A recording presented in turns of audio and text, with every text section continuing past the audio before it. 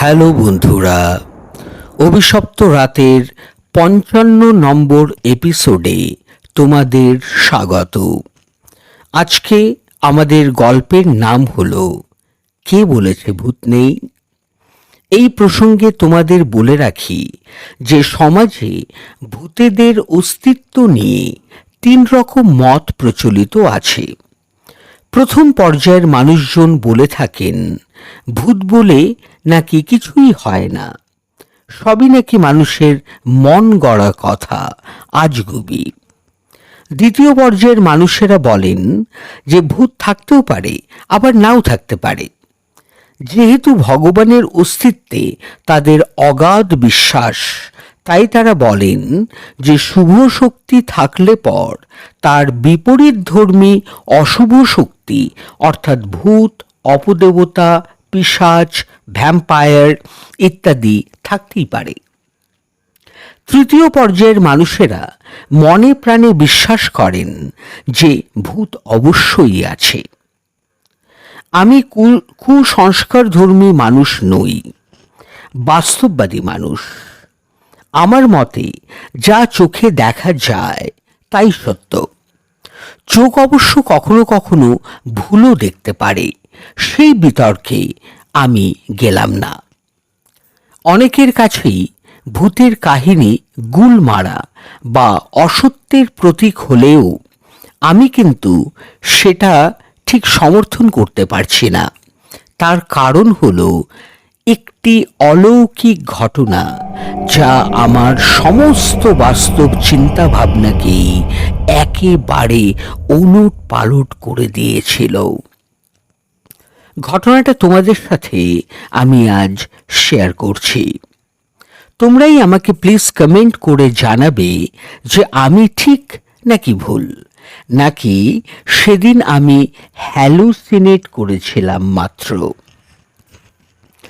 এই দুঃখজনক ভৌতিক ঘটনাটা ২০১৮ সালের মার্চ মাসের শেষের দিকটার।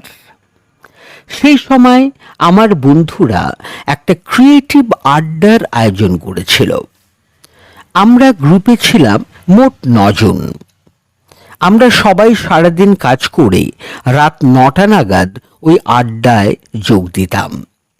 সারাদিন কে কেমন কাজ করেছে, বর্তমান সমাজ ব্যবস্থা কেমন, কুসংস্কার কোন দিকে মুভ করছে, এই সবই ওই আড্ডার প্রধান বিচার্য বিষয় ছিল। সবাই সবার মত খোলা মনে দিতে পারত। যদি কারো দৃষ্টিভঙ্গি ভুল হতো তাহলে বাকিরা তাকে যুক্তি দিয়ে সঠিক করে দিত। এই ধরনের ক্রিয়েটিভ আড্ডা আজ সত্যি বড় প্রয়োজন, নিজেকে কাজ ও সিদ্ধান্ত নেবার ক্ষেত্রে সঠিক করে গড়ে তোলার জন্যে। ওই আড্ডা রাত ১০টা সাড়ে ১০টা পর্যন্ত চলত। তারপরই সবাই যে যার বাড়ি চলে যেত। আমি প্রথম প্রায় প্রতিদিনই আড্ডায় যোগ দিতাম। ওই আড্ডার উদ্দেশ্যটা আমার বড় মনে ধরেছিল। তাছাড়াও নিজের সাবলীল মত প্রকাশের এর থেকে ভালো জায়গা আর কি বা হতে পারে। ইয়ার এন্ডিংয়ের জন্য হঠাৎ ওয়ার্কলোড বা কাজের চাপ বেড়ে যাবার কারণে আমি প্রায় ২ সপ্তাহ ওই আড্ডায় যেতে পারিনি। আমরা গ্রুপে মোট ৯ জন সদস্য ছিলাম। আমাদের এমনকি একটা হোয়াটসঅ্যাপ গ্রুপও ছিল। আড্ডার বিষয় নির্বাচন আমরা হোয়াটসঅ্যাপে ভোট দিয়ে জানাতাম। যে ২ সপ্তাহ আমি কাজের চাপে যেতে পারিনি, সেই সময়ে আমি হোয়াটসঅ্যাপটাও ঠিকমতো ফলো আপ করতে পারিনি। শুধু মাঝে একবার হোয়াটসঅ্যাপে আমাদের গ্রুপ খুলে শুধু এই লেখাটা দেখেছিলাম, টোটাল নাম্বার অফ পার্টিসিপ্যান্টস 8। আমি প্রথমটা বুঝিনি, তাই খুব গুরুত্বও দিইনি। আমাদের ওই আড্ডার প্রাণ বরুণের নামটা গ্রুপ থেকে বাদ দেওয়া হয়েছিল। কারণটা বুঝেছিলাম যখন 2 সপ্তাহ পরে আমি সেই আড্ডায় আবার যোগ দিয়েছিলাম। আড্ডা শুরুতেই তরুণ আমাকে গম্ভীর গলায় বলল, কে রে, এতদিন কোথায় ছিলি? হোয়াটসঅ্যাপেও কন্ট্যাক্ট করিসনি। আমরা তোকে বারবার মেসেজ করেছি, রিপ্লাই দিসনি কেন? সবার দেখি থমথমে মুখ। আমি ভয়ে ভয়ে জিজ্ঞাসা করলাম, কেন, কি হয়েছে? শুধু এটা গ্রুপে খেয়াল করেছিলাম যে গ্রুপ থেকে বরুণের নামটা বাদ পড়েছে। এটা কেন হলো? পাশ থেকে বিকাশ বলল, মেসেজটা কবে দেখেছিস? আমি বললাম, পরশু। কেন? তরুণ আবেগ ঘন হয়ে বলল, আমি মেসেজটা 2 দিন আগেই পাঠিয়েছি আর বরুণের নামটা গ্রুপ থেকে বাদ দিয়েছিলাম। আমি জিজ্ঞাসা করলাম, কেন ওর নামটা বাদ গেল? ও তো ছিল এই আড্ডার প্রধান আকর্ষণ, ওরকম একটা প্রাণবন্ত হাসি খুশি ছেলে। প্রভাস প্রায় ফুঁপিয়ে কেঁদেই উঠল। সে যা বলল তাতে আমার পায়ের নিচের মাটি সরে গেল। সে বলল, 2 দিন আগে এই আড্ডা থেকেই বাড়ি ফিরছিল বরুণ। পেছন থেকে লোহা বোঝাই একটা লরি হর্ন না দিয়েই বরুণকে সজোরে ধাক্কা মারে। পরে স্থানীয় লোকজন ওকে হাসপাতালে ভর্তি করার পরই ডাক্তাররা ওকে মৃত বলে ঘোষণা করে।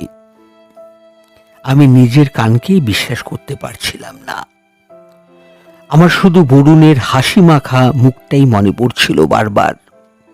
ও ছিল সুবক্তা ও ওর চিন্তা ভাবনা ছিল গভীর অথচ সহজগম্য। আমি খোলা জানালাটার দিকে তাকাতেই অজ্ঞান হবার মতো চমকে উঠলাম। আমি পরিষ্কার দেখতে পেলাম বরুণ জানালার ওপাশে দাঁড়ানো, আর তার মুখে সেই অমলিন হাসি। আমার হাতে ছিল একটা টর্চ। আমি দৌড়ে জানালার কাছে গেলাম। জানালার ঠিক পাশেই নিচে 2টো পায়ের ছাপ দেখতে পেলাম, কিন্তু বরুণ কই?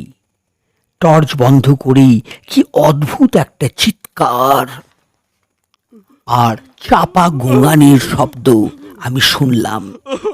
দেখলাম এক জমাট বাঁধা কালো মানুষের মতো চেহারার কিছু একটা আকৃতি আমার ঠিক সামনে থেকে বাতাসে ভেসে পেছনের দিকে সরে গেল। আমি আবার সাহস করে টর্চ জ্বালালাম। না, কেউ কোথাও নেই। অনুভব করলাম শুধুই বরুণের মৃত্যুর জমাট বাঁধা নিরাশা বাতাস ভারী করে তুলছিল। মৃত্যুর পরও সে আমার সাথে তার গভীর বন্ধুত্বের কথা বলতে পারেনি। একেই বোধহয় বলে বন্ধুত্বের টান। আমার 2 চোখ বেয়ে জল গড়িয়ে পড়ল। বন্ধুরা, তোমাদের গল্পটা কেমন লেগেছে আমাকে প্লিজ কমেন্ট বক্সে কমেন্ট করে জানাতে ভুলো না। গল্পটা যদি তোমাদের ভালো লেগে থাকে তবে গল্পটাকে একটা লাইক করো, যতটা সম্ভব শেয়ার করা যায় সেটা করো। আর চ্যানেলে যদি নতুন হয়ে থাকো তাহলে চ্যানেলটাকে প্লিজ সাবস্ক্রাইব করে আমাদের সদস্য হয়ে থেকো। গুড নাইট, শুভরাত্রি। তোমাদের রাত শুভ হোক।